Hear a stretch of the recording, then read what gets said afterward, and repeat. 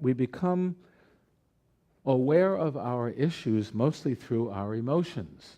This has to do with that relationship. So when we register something as upsetting, the first place we experience it usually is in the emotions. It's what we mean when we say, I'm upset. I'm upset because this is going on. I'm upset because it's a statement about an emotional disturbance.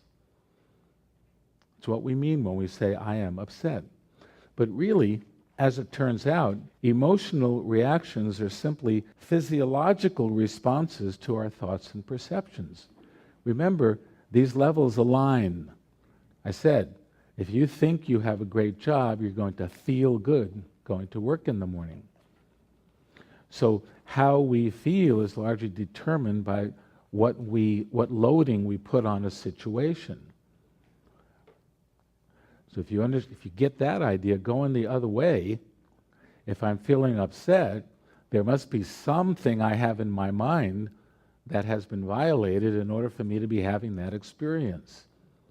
And that gives us a lot of leverage about where to look for the barriers that Rumi was talking about. We perceive through these perceptual filters, which are determined by these definitions of reality. And what are definitions of reality built upon? They're built upon what we call misinterpretations of earlier experience. Misinterpretations of early experience. What's a misinterpretation of early experience? Good question.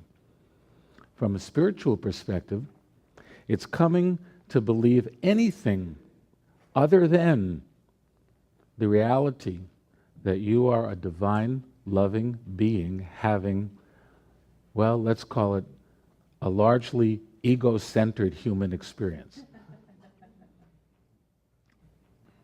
You get that? We buy into this notion of the way things are, and then we evaluate everything on that basis. Positive, negative, positive, negative. All of it, whichever way you go, is based on an ego-centered reality of a misinterpretation. The truth is, I'm a divine, loving being having a human experience. End of story. So when you're dealing with this whole right-wrong thing, invariably you're going to be in judgment, and you're always going to have emotional reactions. These reactions tend to get anchored in the body. You eventually wind up with habitual emotional responses to certain situations, and it seems as though it's the situation that's triggering the response. It's really not. It's the fact that you made it into a right or wrong thing that triggers the emotional response. Once the habit forms, we tend to lose track of the underlying interpretation upon which the reaction is actually based. It's a good thing we do that. I mean, in a way, from a survival point of view, because it's like you skip the middle step. You take less time. The thing happens, you respond. You don't have to go, oh, I'm against that or I'm for that, and then have the emotional reaction. See, that's not efficient in terms of the way we process. Oh, that happened. I got upset. It must be in the thing that happened. Very, very important to understand that. So the good news about all this, there is good news here. There is good news. The good news about all this is that the mental realm is the easiest one to work within. It's the easiest one to work within.